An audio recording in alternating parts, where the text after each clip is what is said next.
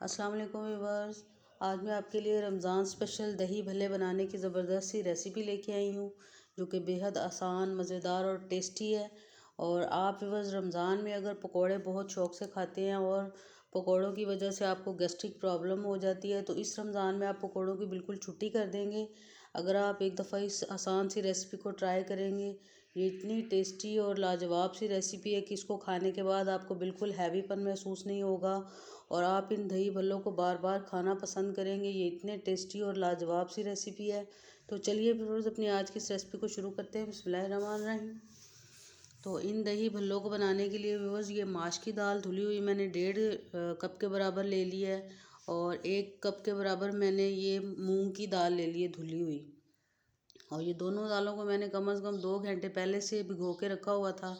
तो अब अच्छी तरह से धो के साफ़ करने के बाद ये इसका पानी निकाल के इसको बिल्कुल खुश्क कर लेंगे। और अब इसको पानी बिल्कुल निकालने के बाद हम इसको ग्राइंड करेंगे और 2-2 चम्मच पानी बस इसके अंदर डाल के इसको ग्राइंड करेंगे। ये इसके अंदर जो अपना पानी है उसी के साथ ही बहुत अच्छे से ग्राइंड हो जाएगी। और ये थोड़ा सा पानी 2 टेबलस्पून के बराबर बस इसके अंदर मैंने पानी डाल लिया और इसको ग्राइंड कर लिया है। और इसी तरह व्यूअर्स ये सारी दाल जो है दोनों दालों को अच्छा सा मैंने ग्राइंड कर लिया है। और सबसे पहले इनको अपने ये खुले से बर्तन में मैं डाल रही हूँ। और आप देख सकते हैं कि कितना फ़ाइन सा इसका पेस्ट बन गया और इतना ही फ़ाइन हमने इसको बनाना है। और अब सबसे पहले क्रश कर रही हूँ हरी मिर्च, इसके साथ फ्लेवर बहुत अच्छा आता है। बिल्कुल इसको काट के नहीं डालना, इस तरह क्रश करके ही डालना है हमने। और नमक को बाद में डालेंगे। और अब व्यूअर्स इसी तरह अच्छा सा इसको हिला लेंगे। इसको तकरीबन 10 मिनट हमने मुसलसल कंसिस्टेंसी के साथ कंटिन्यूसली इसको हमने इस तरह से हिलाना है। इससे हमारे जो दही भल्ले बहुत ज़्यादा फ्लफ़ी और फूले फूले से बनेंगे। और अगर आप चाहें तो 2 मिनट हाथ को रोक सकते हैं दरमियान में, लेकिन एक ही साइड को इसको हमने कम से कम 10 मिनट तक घुमाना है। और आप ये देख सकते हैं कि जब इसका फ़्लो इस तरह का हो तो फिर हमने बस इसको स्टॉप कर दिया है। और चूल्हे पर ऑयल रखा हुआ था व्यूअर्स मैंने गर्म होने के लिए। और अब ये इस तरह हाथों की मदद से बस इनको डालते जाएंगे और देखते ही देखते आप देखिएगा कि कितने ज़्यादा ये फूल जाते हैं। और आँच चूल्हे की थोड़ी दरमियानी सी रखनी, ना बहुत ज़्यादा कम और ना ही बहुत ज़्यादा तेज़ आंच पे बनाएंगे कि बाहर से पक जाए और अंदर से फिर कच्चे रह जाएंगे। और ये देख रहे हैं आपके कितने ज़्यादा ये फूल रहे हैं। और बस एक साइड से पकने के बाद थोड़ी सी साइड चेंज कर रही हूँ इनकी। और इसी तरह पकाते पकाते दोनों साइडों से अच्छा सा व्यूअर्स इनको कलर दे लेंगे। और ये देख सकते हैं आपकी कितने ज़्यादा फूले हुए हैं और दोनों साइडों से अच्छा सा कलर आ गया। तो अब मैं इनको बाहर निकाल लेती हूँ। और बाकी जो दूसरे हैं उनको भी इसी तरह बाहर निकाल लूँगी। घी को अच्छी तरह से घी जो जब नुचड़ जाएगा तो बस हम इनको बाहर निकाल लेते हैं।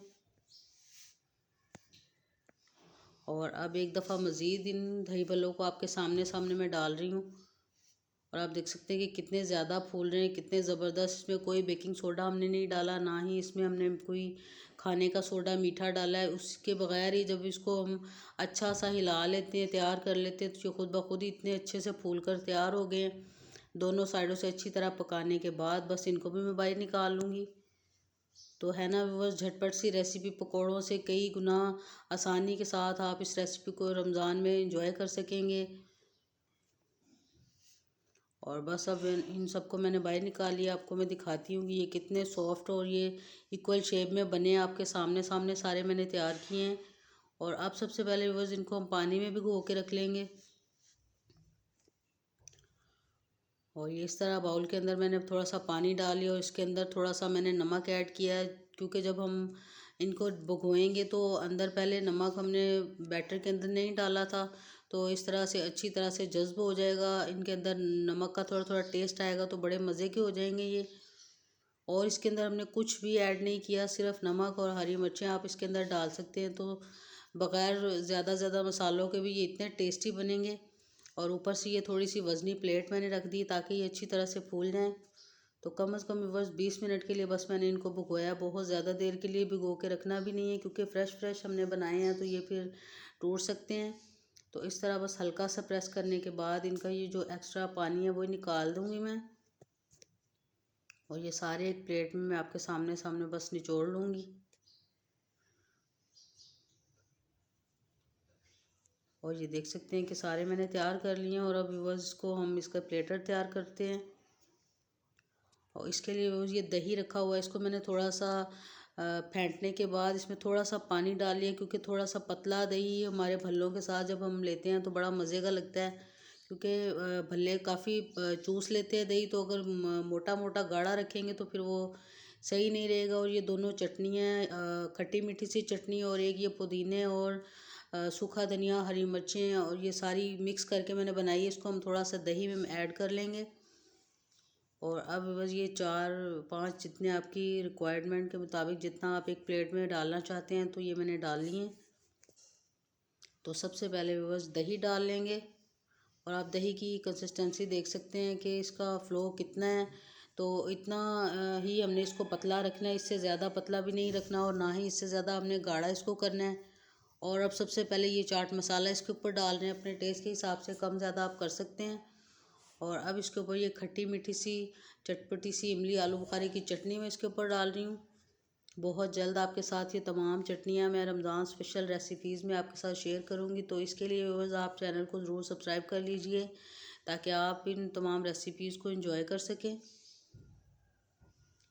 और इसको डालने के बाद अब ये जो ग्रीन चटनी थी उसको थोड़े से दही में मैंने मिक्स कर लिया है और इसको डाल लूँगी। आप अपने टेस्ट के हिसाब से चटनियाँ भी कम ज़्यादा कर सकते हैं। और ये थोड़े से अनार के दाने पड़े हुए थे, ये डाल रही हूँ। और थोड़ी सी ये बेसन की बिल्कुल बारीक सी सवैयाँ वो मैंने इसके ऊपर डाल ली हैं। तो अब मैं एक आपको टेस्ट करके दिखाती हूँ ये कितने सॉफ्ट, मज़ेदार और टेस्टी से तैयार हुए हैं। देख के मुंह में पानी आ रहा है और आप देख सकते हैं कितने सॉफ्ट हैं ये।